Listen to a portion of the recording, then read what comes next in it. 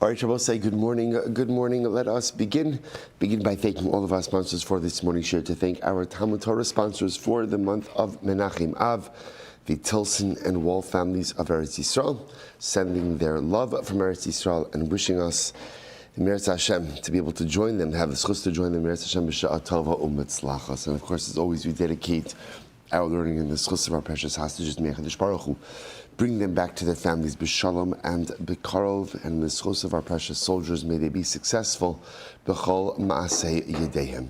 So with that, let us begin. We have a lot to do today.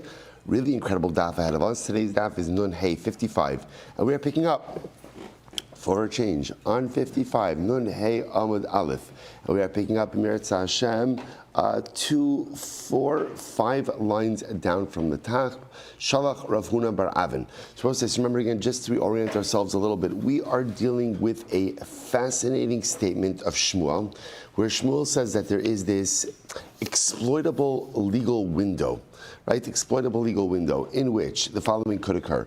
I'm purchasing a piece of parcel of land from an Akum, from a non-Jew. So again, the halacha l'maisa, again, I go ahead and I give the money to the non-Jew, but I have yet to receive my shtar. Now remember again, the mechanics of the transaction over here are incredibly important, because at the time that the Akum receives his money, essentially from his perspective, he's done. He's done. He's received his consideration. He's received his money. His side of the transaction is that, which means he relinquishes any and all ownership to the piece of land. The Jew, however, really only acquires the land when he goes ahead and he gets the shtar. Because remember again, that shtar is the only indicator that he is the owner of this property. So therefore, halacha l'maisa, you have this interesting dynamic by which again you have that moment in which the Jew does not yet own the property, but yet the non-Jew has already removed himself from the property. So therefore, Shmuel said, halacha l'maisa, if someone else were to swoop in, if another Jew were to swoop in and to go ahead and take possession of that property during that window, technically speaking, it could work. Technically speaking, it could work. So the Gemara again. So the Gemara says, "Shalach Rav Huna bar Avin." He saw Shalachach Sadam Oved Kochavim. So therefore, again, Rav Huna bar Avin is coming along and saying as follows: if Yisrael purchases a field from an Akum, Uba Yisrael Achav v'Hechzik ba, and another Jew comes along and acquires it. Now remember again, acquires it in that window where after the Jew has given the non-Jew money. Therefore, the Akum is out. Right, he's out, he has no ownership, but before the Jew has received his shtar, therefore again the Jew has not yet taken on ownership, another Jew comes along and takes possession of it. Now we'll say, now again, how could another Jew come along and take possession of it? Because essentially in that exploitable window, the field itself is hefker. The field itself does not have a defined owner. There's an ownership void. So therefore again, Jew number 2 takes advantage of the ownership void, swoops in, takes the field for himself. What is the halacha? Ein motzin osa miyado. We do not extract the field from Jew number 2. He has exploited this legal window again. Obviously, we're not encouraging this. Obviously, we don't look favorably upon this, but technically speaking, it works, and Jew number 2 becomes the owner of the field. Rabbi Avin, Rabbi Lai, v'chol Rabbasinu shavin bedavar. And ultimately, again, all the rabbis were in agreement. We're in agreement about this particular issue. So that brings to a close this sugya. So now, of course, what do we do with this? In other words, this is I understand the mechanics of it. In other words, the mechanics, we spent, this was most of yesterday's daf we spent on this. It was all of Amud Beis. I understand the mechanics of it, but Lamaisa, how does this work? So I'll share with you of something very interesting. So the Rambam, in Hilchos Zichiyah Umatana, Haparak Aleph Halacha Yedalid, quotes this halacha, but adds in one fascinating piece of information that seems to allow all of this to actually come together. So the Rambam writes as follows: Akum shemachar metaltlin liyisrael, o kana metaltlin liyisrael. Right. So an akum is going out. Let's just keep the case the same. Right. It's our case. An akum, non-Jew, is selling a parcel of land to a Jew. So what happens? The Jew pays the money. So now the Rambam writes. So remember. So the akum is finished as soon as he goes ahead and receives his money. However, again, the Jew does not really take title until he receives the shtar. Therefore, again, What happens over here? The kodem sheyachzik ba yisrael achar vehechzik ba keder shemachziki b'nechsei hager. So now let's our exact case. So I'm going ahead and I'm purchasing a field from a non-Jew. I give him the money. So now non-Jew is out. I haven't received my shtar. So therefore, again, my ownership interest has not vested. Now another Jew comes along. We'll call him Ruvain. Comes along and takes possession of this field, as one would take possession of an ownerless field. What is the halacha? What is the halacha? Zocha achron. Reuven acquires it. Now that but listen to this phrase. V'nosein l'rishon es hadamim. Reuven acquires it. Reuven acquires it. But what is Reuven obligated to do? What is he obligated to do? He's obligated to go ahead and pay for it. In other words, that halacha l'maisa, you're right, Reuven exploited the legal loophole. But what is Reuven obligated to do? Reuven is obligated to pay me for it. In other words, that Lamaisa again, so now this picture makes a lot more sense over here. In other words, that Reuven is exploiting a legal loophole by which there is this moment in time where this field has no, quote unquote, no owner. And this David Shores brought this up yesterday's daf, but there is a recognition. I paid $10,000 to Akum for this field. So while it's true that he swooped in there in this legal loophole, right, and halacha l'maisa got the field, he has to pay me the money. In other words, he took something that I paid for. Granted, he got it in a moment of ownerlessness. But Lamaisa, he has to pay me. Okay, so now he's able to exploit the legal loophole, but he still has to make me financially whole by paying me the $10,000 that I paid to Akum. And that's then Shalom Yisrael. At that point in time, then he becomes the true owner. Very interesting. Okay. Again, there's more to the legalese of that particular case, but for us, that's going to do us. Let's go weiter. We'll say some interesting words over here. Amar Rabba. Rabba said as follows: Hani tlas mili. We'll say first wide line 55. Einun Hamadalev. Hani tlas mili ishtayli ukvan bar Nechemia reish galusa mishmei de Shmuel. So listen to this. So Rabba said as follows: These three things, Ukvan bar Nechemia, who was the reish galusa, told me in the name of Shmuel. Three halachas. Halacha number one, Dina d'malchusa Dina. The law of the land is the law of the land. So also we saw this already in yesterday's daf. One must follow now. Again, Dina d'malchusa Dina also presupposes that the government is a just government. So like, I'll say like in past, in times when we were living in the diaspora and other tekufas, other times in which, and we were living under tyrannical governments. So Dina d'malchusa Dina only applies to what we call, quote unquote, a just government. But chas v'shalom, a tyrannical government, a despotic government, Dina d'malchusa doesn't necessarily apply. Okay, so in that event, so Dina d'malchusa Dina. The laws of the land are the laws of the land. So even if halacha says one thing, again I will say, obviously we would not necessarily follow the laws of the land if they were to be in contradiction of halacha, but very often Dina d'malchusa Dina said, even though halacha may allow you to do one thing, if the law of the land tells you you can't do it, you have to follow the law of the land. Dina d'malchusa Dina. Number one, next. Arisusa de Parsoy I'm mentioning. So the Rashbam has two gears, so this will just go with the simpler one. In Persia, the halacha was that chazaka was only established after 40 years. So again, this is actually quite interesting, that even though from our perspective, chazaka is established after 3 years, according to Persian law, 40 years. So I'll say, so I just want to point out, the first two kind of go together. In other words, why, so therefore the Gemara is saying is, if you're in Persia, you follow the law of the Persian land. So chazaka will be established after 40 years. And number three, V'hani zaharuri tizabin ara letaska zabninhu zabnini. This is very interesting. I will say, so these zaharuri. So Rashi points out over the Rashbam points out over here that zaharuri refers to people who inherit a lot of money. So wealthy individuals. So these wealthy individuals who go ahead and purchase land from the monarchy by paying off the property taxes become the owner of that land. Take a look at the Rashbam for just a moment. It's the first line in the Rashbam. Zabninu zabnini, mashekonina karka me'avde hamelech b'shvil hamas shenosnin machran kayim. The Dina d'malchusa Dina. So we'll say, so again, all three of these things are kind of interrelated. So here's what would happen. If you don't pay your property taxes, what does the king do? What does the government do? They take your land. And who do they give the land to? Whoever is willing to come along and pay off the property tax, the outstanding property tax debt, ultimately becomes the owner of the property. Okay? Now, watch this. There's an interesting kind of connection in this, which is, so let's say Reuven has property. Reuven failed to pay his property taxes. The government seizes his property. I come to the king, right, to the government. I pay off this $10,000 in property taxes. I pay off the $10,000. I become the owner. Now what happens? A week later, Reuven comes to me. Reuven says, thank you so much. I was able to accumulate the money. Here's my back taxes. He's obviously not going to pay it to the king because I already paid it. He's willing to repay me, or he wants to repay me and take his property back. The halacha is, I am not obligated to give that property back to him. In other words, I can, if I want to be a nice guy, I absolutely can, but I'm not obligated to do so.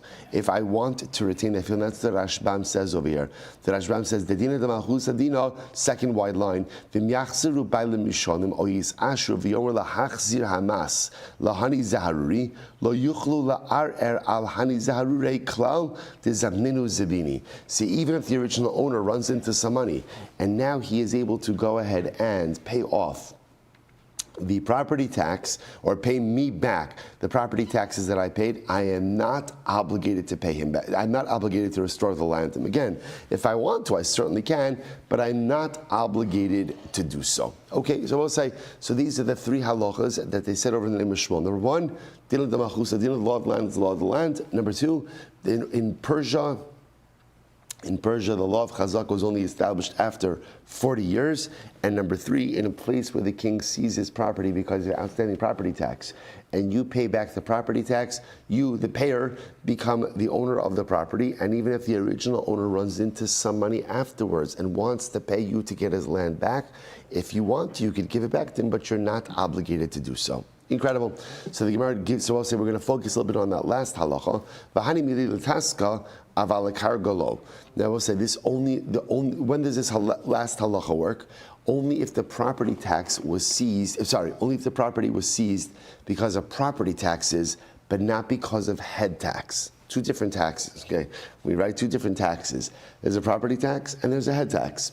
So if the king seized someone's property because of outstanding property taxes, let's say the king seized Reuven's property, and then Shimon comes along and pays off the outstanding property tax, so Shimon becomes the owner.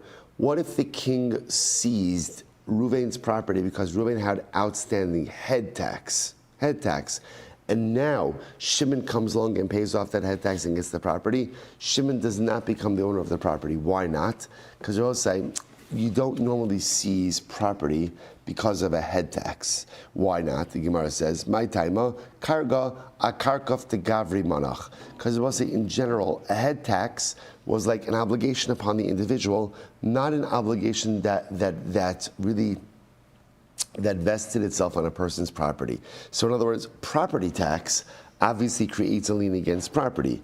Head tax creates a lien on the individual, does not create a lien against his property. So therefore, any seizure of property for outstanding head tax is a personal tax, is an inappropriate or illegal seizure.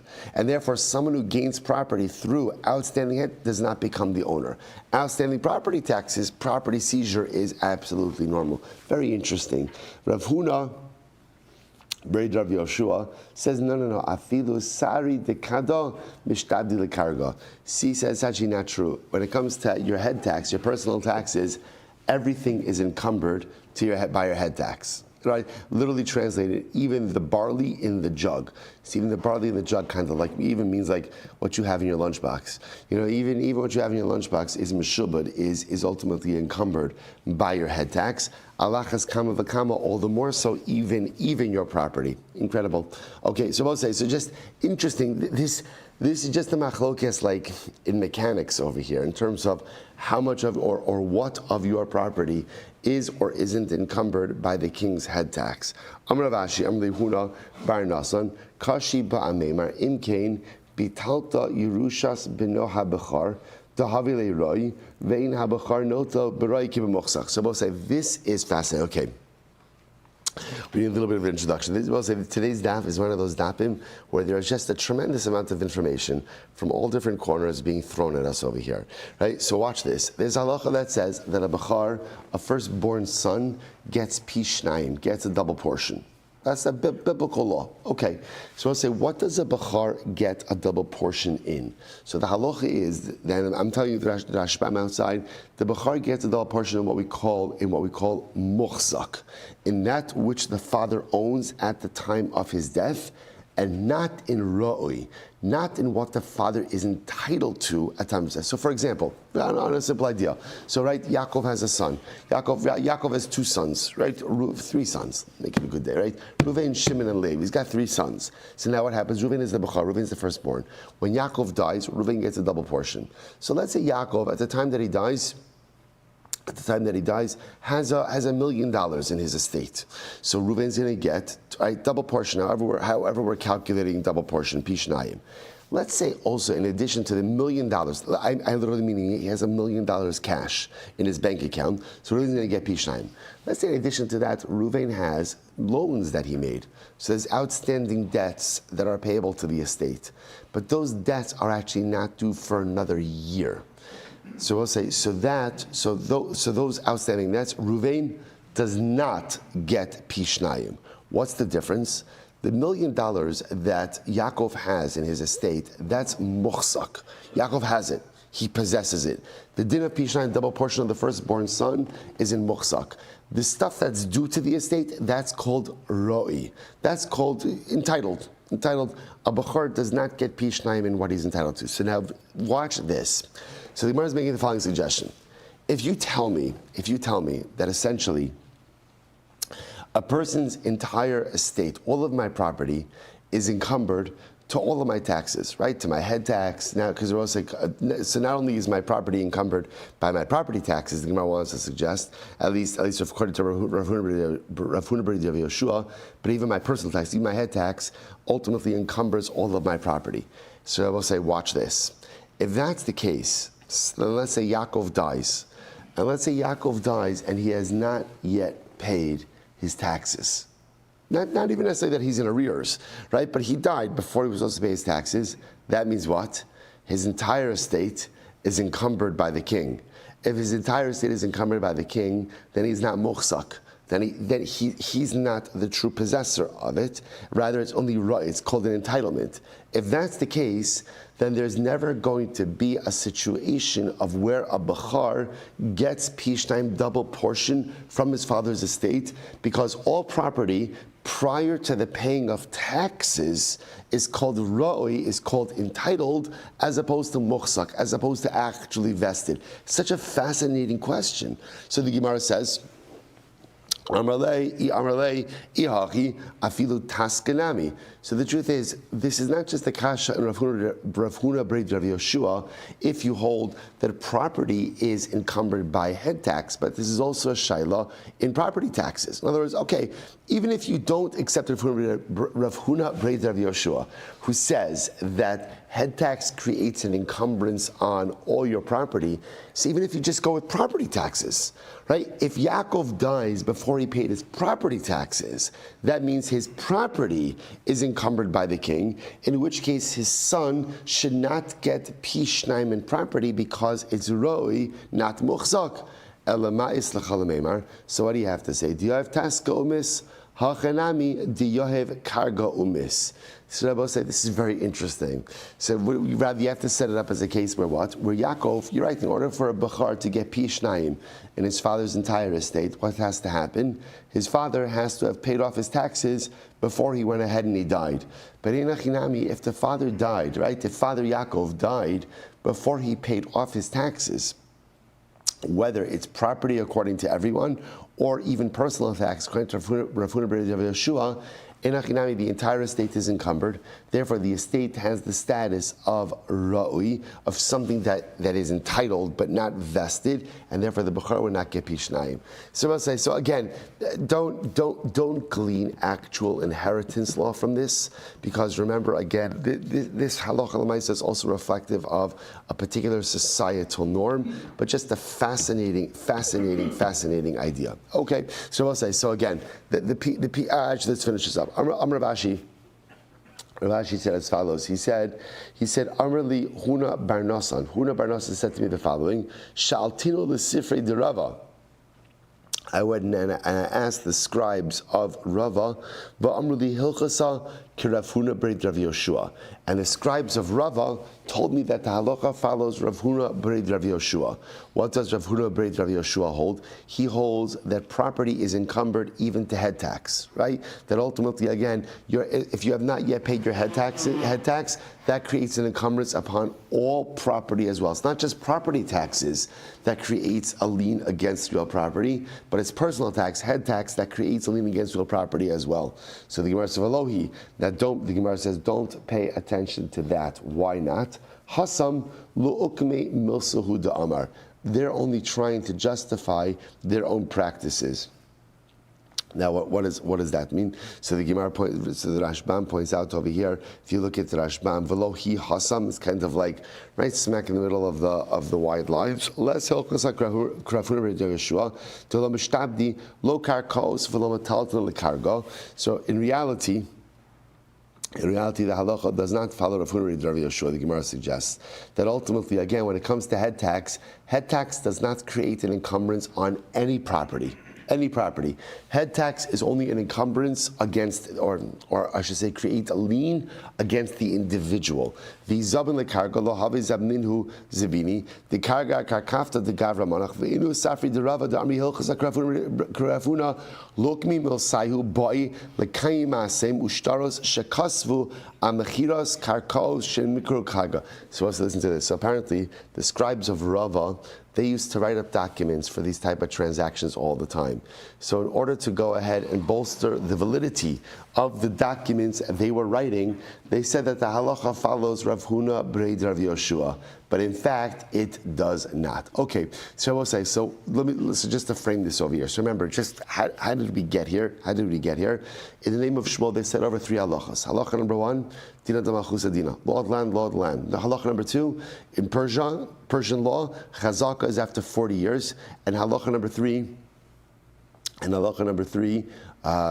halacha number 3? Yeah, that if you go ahead and if there was land seized by the king because of failure to pay property taxes, and you pay off the tax lien to the king, you become the owner of the property. Those are 3 halachas.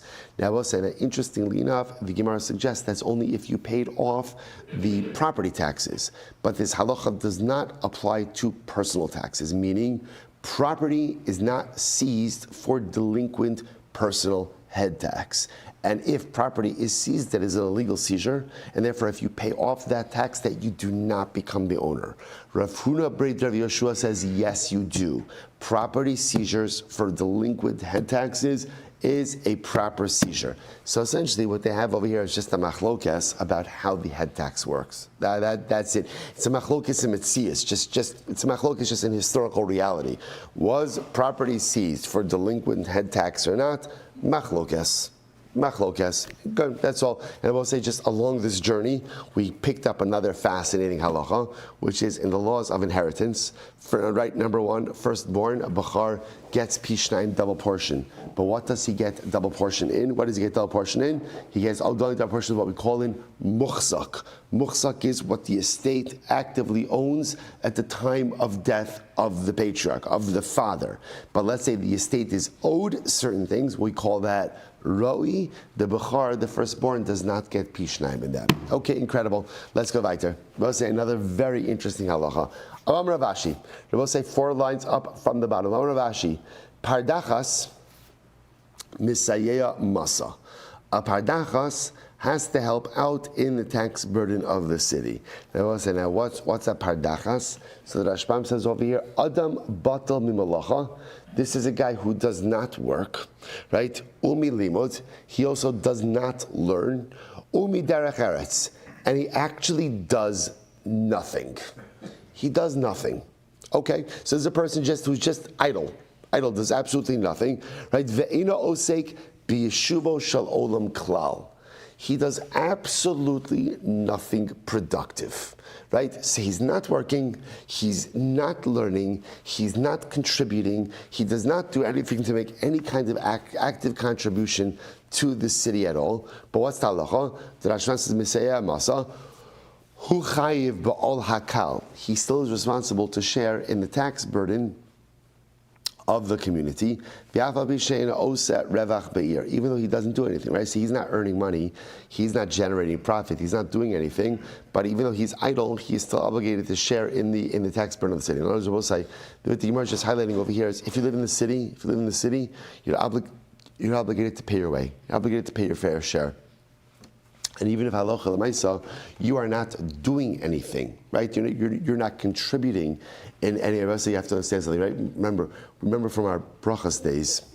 How many years are we into this cycle already? 5 years? No. Year 6 in January. Okay, wow. Okay, so also remember again in our brachas days, right? The Gemara says that there was this thing called asara batlanim, right? What were the asara batlanim? It's not like it sounds like 10 people who do nothing. You're like, hey, I know those guys, right? No, it's like asara batlanim were the 10 people whose job it was to make sure that there was always a minyan in the shul. They're like the community kolo. Everybody has a role and everybody has a place, as long as everybody has a defined communal contribution. So the issue over here is this guy is doing nothing. He's not doing anything. See, he might not be doing anything, but Allah he still has to share in the tax burden of the city. Now, that's very interesting. Now, what would generally happen over here? So remember again, the king would come, or the king's emissaries would come to collect taxes. So they would go ahead and there would be a certain amount that would be levied upon the townspeople. So there's a collective amount and everybody has to pay their share. So now we'll say, so if halacha l'maaseh, the king's men come to collect, or the government tax collectors come to collect the tax, and the townspeople tell the collector, listen, that guy, we'll just call him Ruvain, that guy, there's no point in collecting anything from him because you're not going to get anything from him. So in that case, where the townspeople negotiated that he should essentially be left alone, so they kind of got him out of the king's collectors, or the government's collectors, he still has to pay his fair share to the townspeople. In other words, he's got to find a way to make up his amount. However, aval, in diski siyaita dishmayihu. They'll say, what happens if just the way it worked is the government collector just skipped over him. They just skipped over him. In other words, they just never knocked on his door. For whatever cheshbon they had, they just never knocked on his door.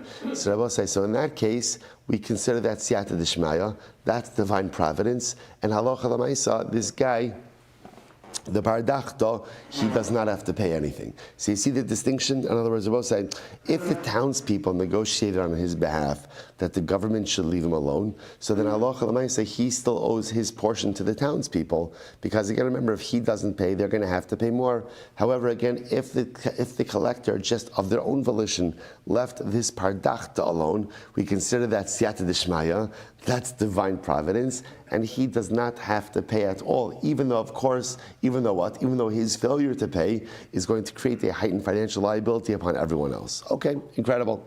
I'll just mention over here, I think that there may be another way to read that line as well. I was very struck by this. Amar Vashi, pardachta misayea masa. So the way we translated it is that even the pardachta, which is the guy who doesn't do anything, has to help out in the burden, the tax burden of the city.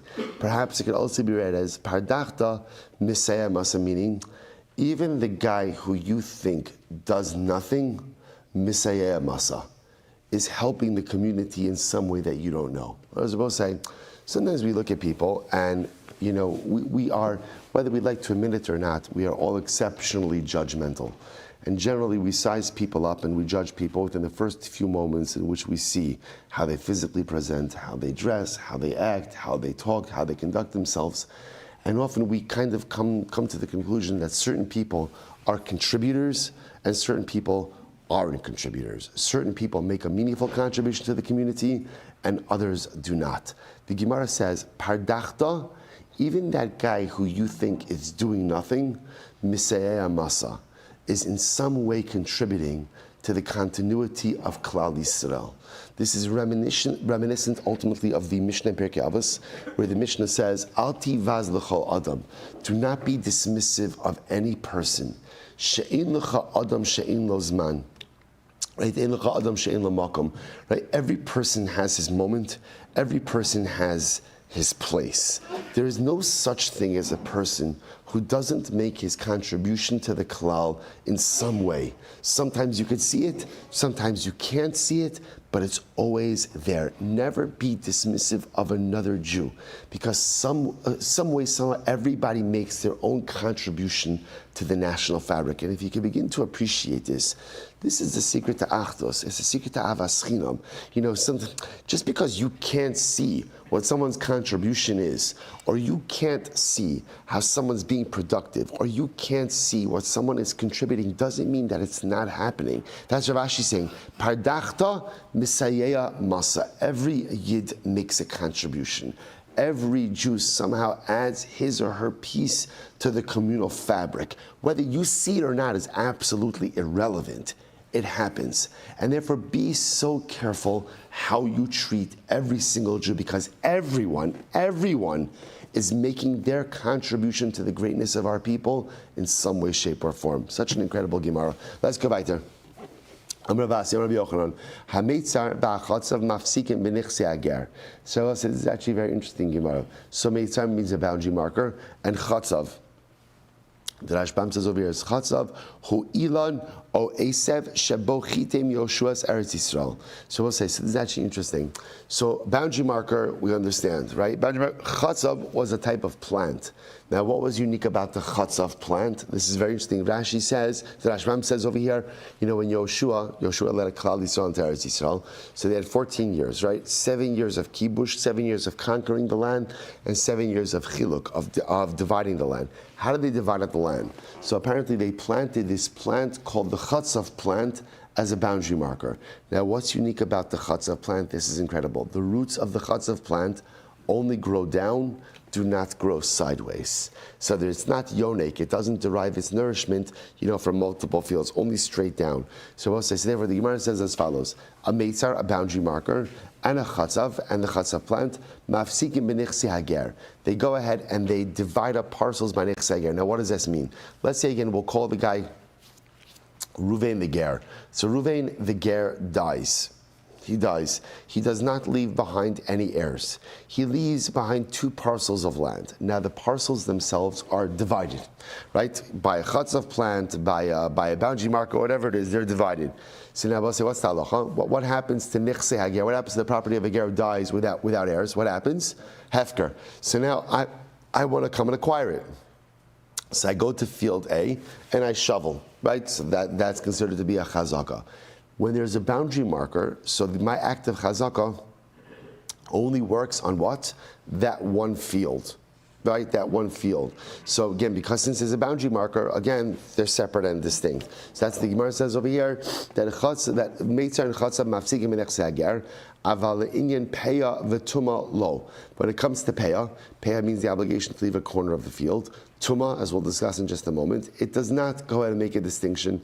Ki asa Rabbi Yochanan afilu lepeya tuma.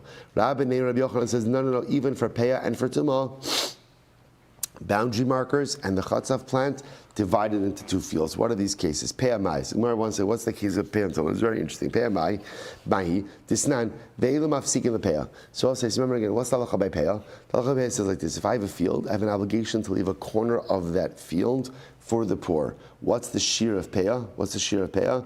We say it every single morning, right? In Berachas Satar, that peya is one of those things that doesn't have a shear. You leave a lot, you leave a little, that's up to you. You can leave as much as you want, but you just have an obligation to leave a corner of your field. Now, the obligation of peya is upon every distinct field that you possess. So the Gemara says there are certain things which by definition divide a field into two for peah purposes. Ve'elu mafsikin lepeah, the following things create or divide a field for peah purposes. What are they? Hanachal, which is a river or a stream. Hashalulis, a ditch of water, a big ditch of water. Amud Beis, the derech harabim, or a path, right? A path, or I should say it's not really a path, a road that is used by the public. The derech hayochid, or for that matter, again, a road that is used by an individual. Ushvil harabim, or a path that's used by the public. Ushvil hayochid hakavua, baby mosacham bein mosayishamim, or a path that is used by an individual during the rainy season and during the summer. And I will say, just to point out over here, what's the difference between, a derech and a shvil? So the Rashbam points out over here that a derech is a real road. The Rashbam says, Tes Zayin Amma Rochav. It's a road that is 16 amos wide. Now what that means is that is big enough for wagon traffic. As opposed to a shvil, a path which is only made for pedestrian traffic. So the idea over here is, I will say, so this is very intuitive. If I have a field, and there is a path that runs through it, individual path, public path, or there's a road, individual or public road. What that does is that road bisects the field and makes the field into two separate fields for peah purposes, which means I have to leave a separate corner of those two sides of the field. So in other words, the field on each side of the road, even though, again, we'll call it from a title perspective, this is one field, but the presence of that road, or the presence of the path, or the presence of the stream, or the presence of the big ditch, ultimately makes the field into two, to the point that I have to leave a different corner on each of those sides of the field. So we'll say, so just to pause here just a second. Therefore, again, what Rabbin is saying in Rabbi Yochanan is that not only that, but even if you have, let's say even if you have boundary markers along the middle of the field, or a chotzav plant planted down the middle of the field, that also makes it into a separate field for peah purposes. You'd have to leave two corners. We'll say obviously that makes a distinction, because the need to go ahead and leave two corners obviously represents a bigger tzedakah investment than leaving one corner. Okay, what's the case of Tumah? So this is actually very interesting. The Tumah Mahi, what's the case of Tumah? This now, listen to this. Hanichnas lebika b'imos hagishamim. Person enters into a plain. Bika means a plain, right? Which means a large expanse of fields. Person enters into the plain during the rainy season. Now, what's the chap of the rainy season? So the Rashbam points out over here that during the rainy season, people do not walk on fields. Why not? Because remember, again, fields are planted, right? The beginning of the right before the rainy season, beginning of the rainy season. Obviously, during the rainy season, that's when the fields are going to grow. So generally, you don't have pedestrian traffic on fields during the rainy season, because that would ruin the crops. Now, why is this important? Because they're both saying that makes fields, listen to this, fields during the rainy season are considered to be a reshus hayochid, a private domain. Okay. Now, as opposed to, let's say, during the summer, where, because again, remember, at that point in time, nothing really, they were harvested already, and most what you have is crops, harvested, drying in the field, which tells you that during the summer season, fields are often considered to be reshus harabim. Now, who cares? It makes a big difference. Why? Because before we get into this case, what's the halacha? The halacha is, if you have a case of safek tumah, I'm not sure, did I come in contact with tumah or not? So both say where the safek occurred makes a tremendous difference in the resolution of the doubt. Safek tumah bershus hayochid is sveikotame. We deal with that stringently, and the suffix will be tameh. Suffix tuma bershus harabim is dealt with as lekula, leniently. Okay, now watch this. Now again, we actually remember again. What's the source of that? Actually, the source of that is sota. That's where the source of that comes from. But again, not for now. So the Gemara says as follows. So tumamai. Here we go. Disnan hanichnas lebika b'mos hagishamim. If a person goes into a field during the rainy season, So again, now remember again what's happened over here. So rainy season, the field is Rishus HaYachid. And now what happens? V'tuma b'sadeh plonis. Now the case over here is this is a bika. A bika is a plain where there's a lot of fields, right? All separate fields, a lot of fields. So what happens? I go into the plain during the rainy season. Now here's what I know. There is tuma in a particular field, b'sa plonis, in a particular field. V'amar, and I say, halachti lemakom halaz, ve'ini yodea im nichnasti la'osa makom ve'im lav. So now I say like this. I walk into the plain during the rainy season. So now I say to myself, okay, I know I went into the plain. What don't I know? What don't I know? I don't know if I went into the field that has the tumah. So let's say, for example, let's call it field A. Field A is the one that has the tumah. So I know that I entered into the plain. I don't know, did I enter into field A or not? So I will say, what's the halacha? Rabbi Lazar Mitayr. Rabbi Lazar says you're tar. Now, this is actually fascinating. Why does Rabbi Lazar say you're tar? Why? You want to get ready for this? It's a svek. So, by the way, this is a ridiculously exciting daf. There's so much in this, right? This is what's called a svek sveka. What's a svek sveka? Double suffix. What's the double suffix over here? Suffix number one is, did I enter into field A? Right? And what's suffix number two? Even if I entered into field A, did I come in contact with the tumah in field A? So it's a double suffix. Double suffix. Did I enter into the field where there is the tumah? And even if I entered into, again, I will say, remember again, when we just to give you this idea, when we say that there's tumah in field days, what would be a good example of this? There was a grave there. There was a grave in field A, right? So again, it's not the whole field is tameh, that there's tumah in the field. So suffix number one is, did I enter into field A? And even if I entered into field A, did I come in contact with the tumah in field A or not? So svek sveka, double suffix. When you have a double suffix, tar. V'cham mitamin. The Chachamim say that you're tameh. Now listen, what's the logic over this? The logic over here is, Chachamim say it's not a svek sveka. There's one suffix. It's all the same suffix. The suffix is, did you come in contact with the tumah or not? This happens to be not our top. We're not getting into this today. There is a fundamental machlokes about how svek sveka works. Does svek sveka, is a double suffix only created when you have two independent svekos? Or no, even it's the same suffix? So the Chacham say it's one suffix. It's the same suffix. Did you come in contact with the tumah in field A or not? So as Rabbi Lazar is breaking this up into two svekos. Right? Suffix number one, did I enter into field A? Suffix number two, even if I entered into field A, did I come in contact with the tumah? The Chacham saying it's the same suffix. Did you come in contact with the tumah in field A or not? So therefore, again, according to the Chachamim, it's a suffix tumah bershus hayachid.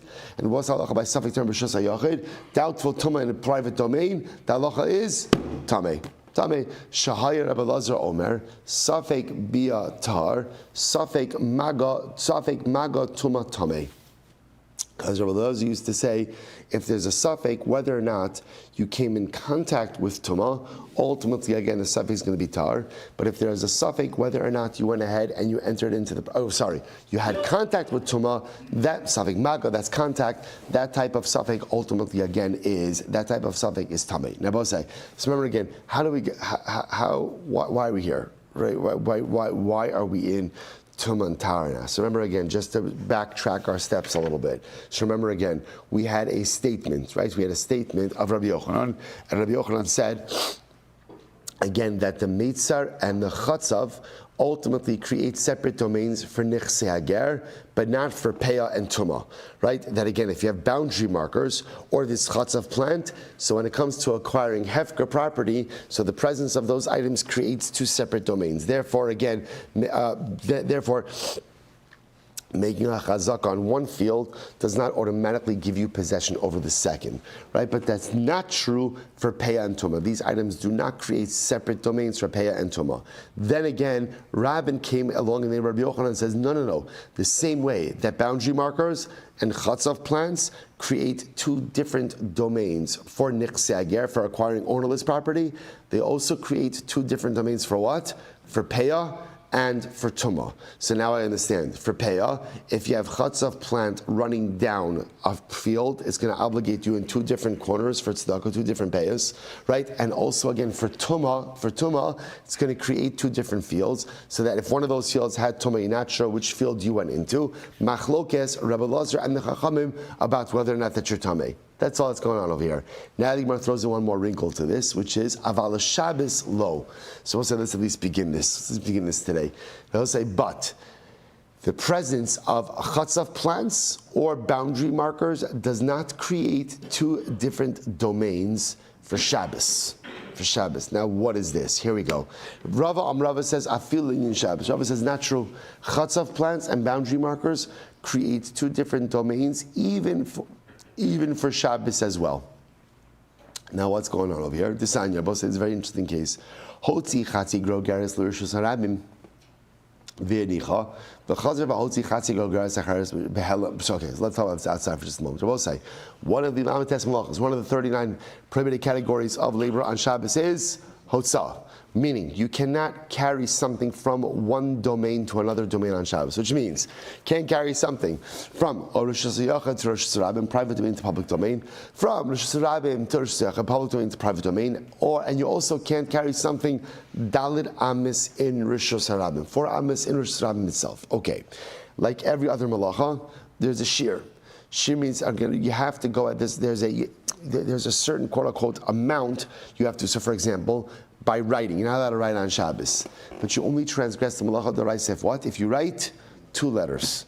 So for hotzah, for carrying on Shabbos, you're only chayiv for carrying if you carry the amount of a grogeres, a dried fig. If you carry the volume of a dried fig, you will be chayiv. Less than that amount, you're not chayiv. So listen to this interesting case. The Brisa says as follows: I carry a half a grogeres. So I'm standing in my domain. Okay, I'm not me. Ruvain is standing in his domain on Shabbos. What does he do? He carries a half a fig's volume out from the private domain to the public domain. Okay, and then he puts it down in the public domain. Then he goes back,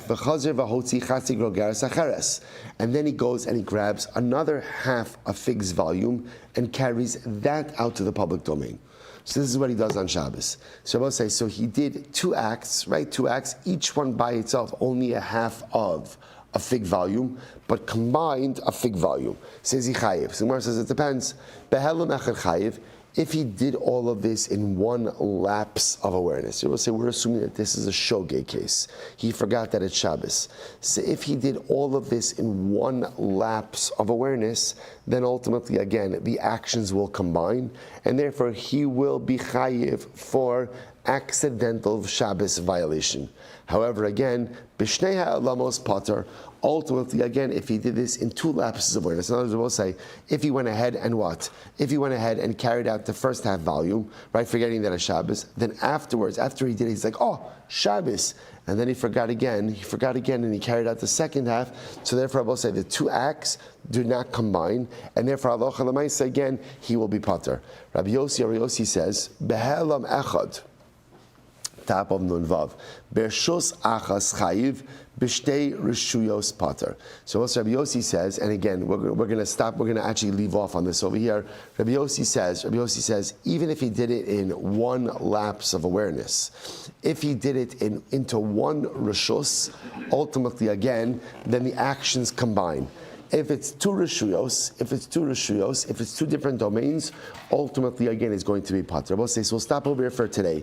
We're going to pick up with this tomorrow. So again, so just to understand what's happening over here, the Gemara want to introduce before this idea that the mates on the chatzav, the boundary markers and the chatzav plant create 2 distinct domains. So now we know that those 2 that works in the following areas. Number 1, by nechse ager, so it creates different domains when acquiring ownerless property. According to some, it also creates 2 different domains for Peah as well as for Tumah, but it seems to be that it does not create 2 distinct domains when it comes to Hilchos Shabbos. The clarity and the conclusion on that particular topic in Meretz Hashem tomorrow. Wow, what a Monday. We'll say, all right, shkoyach, everyone.